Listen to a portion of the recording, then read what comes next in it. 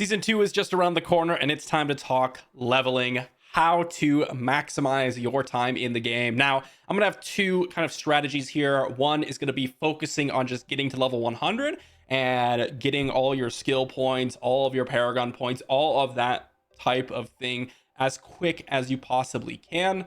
I do not recommend this for most people because generally I would say you're building a better character doing the second method, which does help you level quickly, but also gets you all the stuff you're going to need when you do reach level 100 or the later levels for your build. With that said, we're going to start off with a hardcore leveling process. It's very straightforward. There aren't much steps to it. So there are really three major differences from season 1 to season 2 leveling. According to the developers, the first one is it's going to take you about 40% faster. It's going to be about 40% faster to reach level 100. The second one is you're going to have the full renown on character creation. So you're going to have your Paragon points when you reach level 50, your 2 skill points in total for 10, lots of power right as you create a character.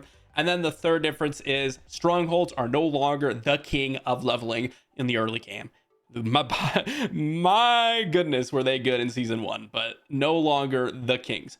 As such, I have really 3.5 tips for you all, or steps, I should say, to level all the way to 100 as quick as possible. The first step is going to be completing the seasonal quest line until you unlock vampiric rights. Similar to the season 1 quest line where you did this quest in Kyovashad and then you head over to Kedbardu to finish the second quest.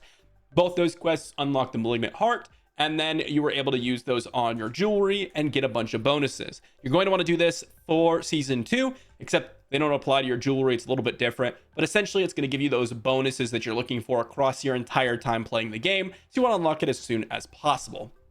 Step 2 is going to be dungeon farming. Okay, and that's basically the entirety of your early leveling process, specifically dungeon farming until world tier 4 with one exception. And the dungeons you're going to want to focus on are domain tunnels as well as the Older's Cave. So these two in particular are quite good. Domain Cave is going to be just in general, or domain tunnels rather, is just going to be in general the fastest XP. You don't want to complete the dungeon. You just want to farm the initial layer. And if you have a fast computer, you can teleport to town, reset the dungeon. You're able to really heavily do this quickly, and you can jump back in without loading too long. Domain tunnels is going to be the way to go. If you take a little bit longer to load, you can actually lose a lot of time. Even, I'm talking like 5 seconds. That can make the difference, and Older's Cave can be a little bit better. It really depends on how fast your computer can load, and of course which layout you're a little bit more used to, because Older's Cave is only a little bit less good as far as I found. It also depends on the build, because Older's Cave requires a little bit more travel time. So if you're not playing like a rogue, maybe it might not be as quick. So domain tunnels is going to be the safe one for most people, and that's what you're going to do until world tier 4. Okay, so for most people that's going to be around level 60. If you're a hardcore player, you could probably reach world tier 4 at that point. There is something that you want to do in between world tier 4 and you starting to farm the dungeons, and that's going to Hope's Light. Now, I would do this at around level 25 or so, because that's when you can do Hope's Light pretty confidently, right? You could do it a little bit earlier, but Hope's Light unlocks a new nightmare dungeon when you actually start farming nightmare dungeons, and it's one of the better ones. It's not 100% necessary, but if you get unlucky or lucky and your nightmare sigils are like the same one over and over again on Hope's Light and you don't have it unlocked, well, you're not going to be able to do it. And if you do it later, you're going to get less XP for doing it later because it doesn't scale quite as nicely. And instead, you'd rather be farming the nightmare dungeons at that time rather than farming the open world. So you want to do this early on into your leveling process, unlocking that nightmare dungeon. And then as soon as you get to world tier 4, guess what? We're doing nightmare dungeons all the way to 100. Nothing's different, guys. It's the same process. Really straightforward. There's going to be different nightmare dungeons that you want to focus on because season 2 has a different list.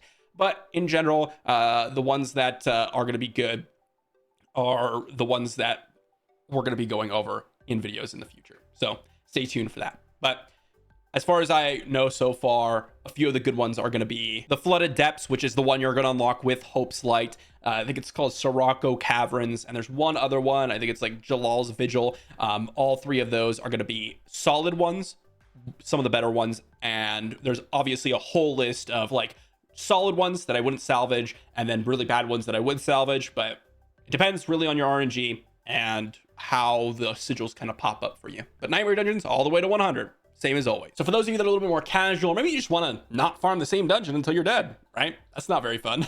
So we have a few different things that you can do. We're going to be utilizing the open world a lot more, and some of the mechanics that they've implemented in season 2 that's going to help you prepare for potentially unlocking some of the end game bosses, as well as giving you a lot more resources in terms of potential sigils that you could run, or even just crafting materials. So you'll have a little bit more access to more resources, but you will be a decent chunk behind in the leveling process. That's just how it goes when you're not doing the fastest methods.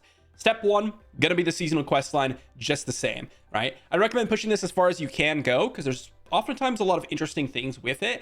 Of course, if you don't like the season and the story, maybe it's not your thing, but you do want to at least get to the point where you do unlock those vampiric rights, because that's one of the main pieces of content that's unlocked with the Season of Blood, and it's going to be hopefully fun to engage with. There's obviously a bunch of new things for different builds and all that good stuff, so you want to experience that.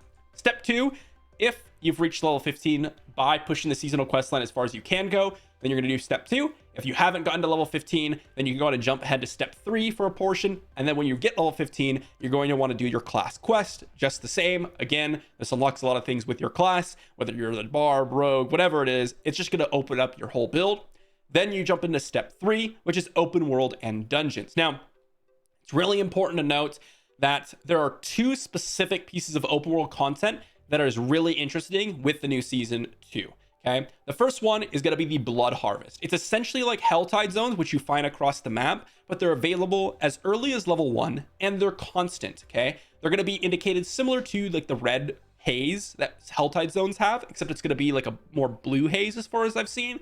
And those are just going to be constantly active. If they're really good, who knows? Maybe they'll just be like the best leveling methods. I highly doubt it, though. Almost any open world piece of content gets interrupted by other players, or potentially just not as high density as something like a dungeon will be. So you're going to get less XP, but you are going to be in the area for herbs and just in general experiencing what the seasonal bonuses have to offer. Maybe you're going to experience some blood seekers, which drop, bonuses for all your different things in Season of Blood. Blood harvest are going to be great to do. Not only that, but you can also start off with doing Tree of Whispers, which unlock at level 1, which is completely crazy. Obviously, this is in season 1 as well, but since they've buffed up Tree of Whispers a little bit, and if you start to get later on in the game, you can actually unlock the specific keys associated with Tree of Whispers to unlock the end game boss for that specific game mode. There's also one for Nightmare Dungeons and also one for other game modes, but Tree of Whispers is going to be one of them. And with the gold buffs, that's actually a really nice way to just get a bunch of resources, and more importantly, is actually sigils when you reach that point in the game. Specifically on World Tier 3, it's going to drop you a lot of sigils, so you can actually start filtering those out when that time comes.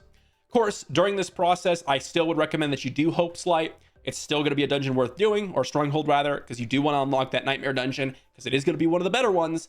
It's going to be great for you when you get those sigils. Step 4, well, it's going to be Nightmare Dungeons, right? That's the end game content in this game. Whether you like it or not, like, that is kind of just the content. Eventually, farming dungeons in Tree of Whispers is basically going to be the same as farming Nightmare Dungeons. And of course, the open world content, maybe you get bored of it, or maybe you want to keep doing it. That's totally fine. Nightmare Dungeons are going to be an efficient way and a good way to accumulate resources and gear when the time comes. And hopefully at that time, because you've been farming your blood harvests and all that good stuff, you're going to have resources. On top of Nightmare Dungeons, though, step 5 is going to be Helltide zones. I do recommend you do a mix of Helltide zones within your Nightmare Dungeons, unlike with the hardcore leveling process, because Helltide zones give you access to things like Fiend Roses, right? And of course, if we open up the materials here, we can see that we're also going to get the Forgotten Souls, okay? These 2 are incredibly important, especially for not only improving your gear, but also enchanting it, enhancing it, all that good stuff. So you want to have a nice baseline of those so you can use them to upgrade your gear. With that, the last step is going to be world bosses. So the game has buffed up world bosses quite significantly as of late, and they spawn more frequently and give you a little bit better rewards. So especially for those scattered prisms, and of course just getting loot, I do recommend you pick up and do the world bosses when they do appear, as you're going through and doing your Nightmare Dungeons and your Helltide zones. A good mix of all 3 of these pieces of content is going to help you get to level 100 decently quick, but also have you the baseline to upgrade, enhance, and improve your character as needed, which is going to be a nice way to have a well-rounded character. Overall, that's going to be kind of the best ways to level.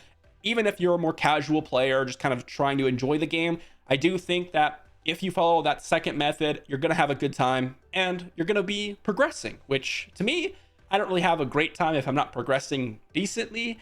You know, if I'm just lollygagging, I've spent enough time in this game. So I want to progress, but I also don't want to necessarily do the same dungeon over and over again. That gets old as well. So a nice mix of Helltide Zones, Blood Harvests, and of course, there's the endgame bosses.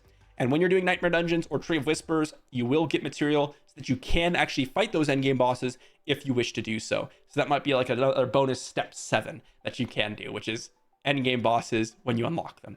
Hopefully that's going to give you all an idea on what to do.